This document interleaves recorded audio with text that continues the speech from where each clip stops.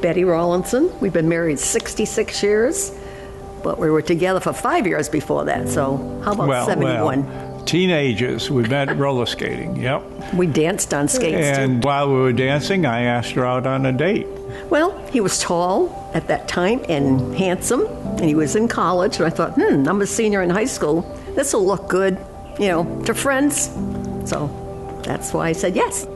I would see her only on weekends. I was in college. In the summertime, only saw her 1 day a week because I was an ocean lifeguard. Then after I finished college, I went into a flying program, cadet, not allowed to marry. And then I took an overseas assignment. I told her I'll be back in a year and we'll marry. And so another year, absolutely no contact with each other, except writing.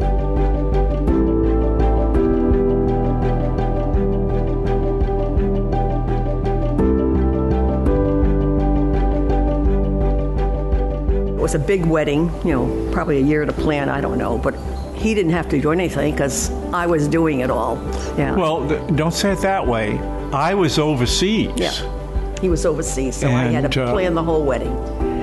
And he almost didn't make it. And then we went to New York for a little honeymoon and came back to sail on the SS United States, which at that time it had just come into existence. It was a big deal. So yeah, but it held the North Atlantic speed record for an ocean liner at the time. But mid-Atlantic, and this is January, we hit 45-foot waves. It was not a pleasant voyage. I was motion sick just before I even went by the Statue of Liberty. Mm-hmm. So I spent the whole 5 days on my back, but not doing what you would normally do, Lived in England. I had already spent a year there. I loved it, because he had been there. There was a lot of friends. Everybody had welcomed me. And so we went skiing in Germany and went to Paris and went to plays all the time in London. So it was just a big, happy time. And I used to feel guilty because I wasn't feeling homesick. So it's because I was having such a good time. 4 kids under the age of 3. When the twins were born, he was probably home, I don't know, 1 day a month, 2 days a month, enough to get his clothes washed. Well, I'll let him tell where, but a couple of times I had no idea where he was. It was such a secret, he couldn't tell me. I mean, you probably, it's declassified. You might be able to say that. No. Well, let's put it this way. When the Berlin Wall went up, I was put into Berlin at that time. Nobody, maybe 3-4 people in the world knew where I was. My own squadron commander back in the States had no idea where I was. I lived in Berlin, free agent. I wore a Canadian flag, so people wouldn't talk to me about being there. So I saw all the horrors of Berlin when the separation got ugly. And then I went off, also totally classified. I went off to a place, all they gave me was a set of coordinates in the Pacific Ocean. Didn't know what it was until I got there. Landed on Christmas Island, sworn to secrecy, but I was there for the hydrogen bomb testing.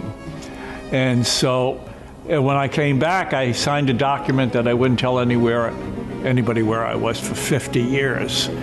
But that was extraordinary to watch hydrogen bombs explode.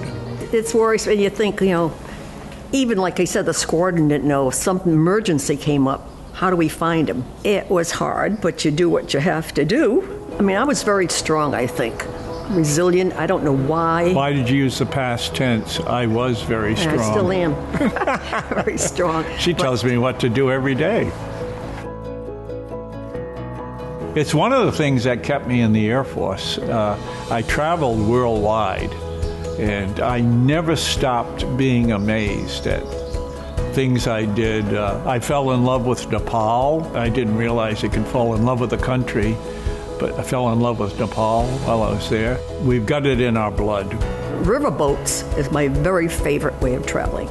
You get on this riverboat and you're just comfortable and don't have to unpack, and you see so much of the countries. It was 6 years in November that we moved in. And, You know, if I find this place, I love this place, and I find it's like one big family, and that's how I felt in the military. I get inspired by the people, what they're doing. I love finding out about new people, yeah. No one's a stranger here. That's what's so wonderful about the place. So life is one fabulous adventure after another.